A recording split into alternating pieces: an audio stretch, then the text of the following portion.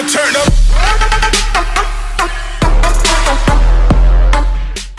Welcome, what up is Marcus with Dynasty Football Dads. We're going to be going through Travis Etienne. We're going to be going through what he did at his pro day and if that increases his value, decreases his value, or does it keep it the same. But first of all, if you're new to the channel, in March, we're giving away a free Brandon Ayuk signed jersey. All you have to do is be a subscriber and you have a chance to win the jersey. All right, we're going through Travis Etienne pre to his combine or pre to his pro day. He was my 102, my second overall rookie. That was my second running back behind Najee Harris and just second in everything because he's above Chase, above Javonte Williams, above Devontae Smith, all those players. He's number 2.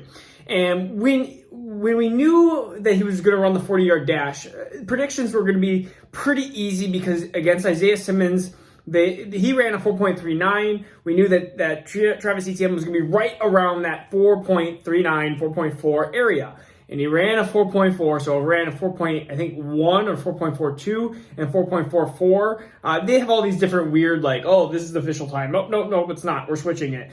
Whatever it is, it's low 4.4s, and that's all we really need to know, and it's all we kind of care about. Ultimately, nothing has changed. He's going to be a 205-ish pound running back, and he's 5'10". And what he shows on film is he's gotten better every single year, except his senior year has had a little bit of struggles, a little bit more struggles, I guess, in the running game. But ultimately, he is extremely talented. And when we were talking about somebody that we can compare him to, it is Jamal Charles to me, because Jamal Charles was super quick and fast and also had really good contact balance, and you could just see him explode for these big yard gains. Why he's number 2, though, behind Najee Harris is ultimately I think Najee Harris is a more complete running back when it comes to it. And I'd rather have the easy rush receiving combo that Najee Harris brings versus Travis Etienne, who I think is going to be a lot of like boomer bust games when it comes to fantasy football. And that's all we care about here is fantasy football. Ultimately, if you look at his years,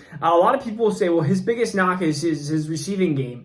He's gotten a lot better with that, but he is more of a swing route or very simplistic route running back. He's not going to be a Christian McCaffrey. He's not going to be an Alvin Kamara in that aspect of the receiving field. So we look at his receptions, though, 5, 12, 37, and 48. He ultimately got better and better each year. And 48 receptions for 588 yards this last year is awesome for a running back. And you don't see that in college very often. So when somebody says, well, after freshman year, he was seeing ghosts, he said he was seeing ghosts in the receiving game and stuff like that. That was years ago when he had, 5 receptions for 57 yards. Ultimately, you see the improvement. He has put in the work to improve in those aspects of his game. And his rushing, he's a 7.2 average rush in his career, but he's had 766, then 1658, 1614, and 914, but then 1324, 1914 for touchdowns. And then all these stats and stuff are going to be pointed up here in this corner.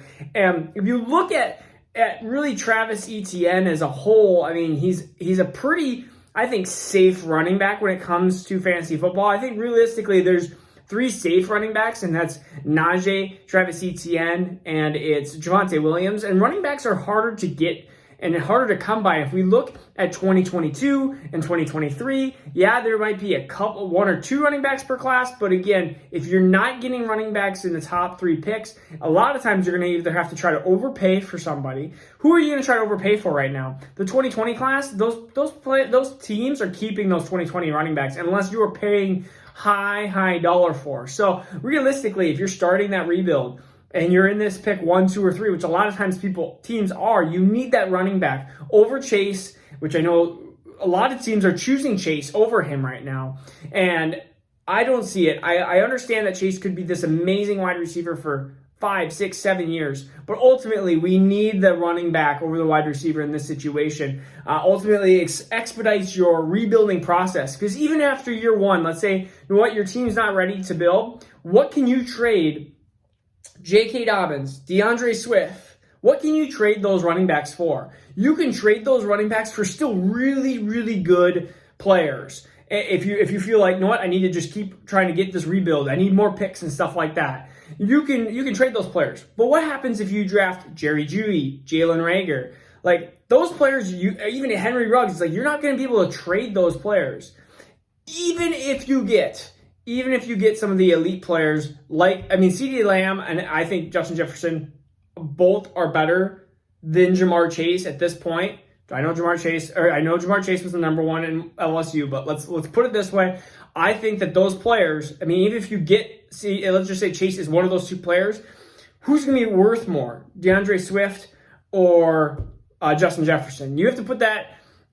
You have to kind of put that in perspective. Yes, maybe, but the risk is still more, I think, with those wide receivers. Even wide receivers, the first wide receiver that's been drafted off the board, a lot of times busts out or is not the best wide receiver in the draft. And we've seen that year in and year out. Some of these really high wide receivers end up failing out, and that really puts your rebuild in years down the advance. But that is a huge tangent I just went off of to say that Travis Etienne is my 102 and will stay at my 102 unless something crazy happens. And the only thing that I could see that would happen is Javonte Williams either takes that spot or somehow Najee Harris goes in an absolute horrible location and then Travis Etienne is put into that 101. That's the only thing I can see is him just rocking back and forth between the running backs, but over all the wide receivers. So, if you enjoyed this video, please subscribe. Again, we're doing the free jersey giveaway with Brandon and you. And we'll see you tomorrow. Keep on watching. Take care. Now turn up.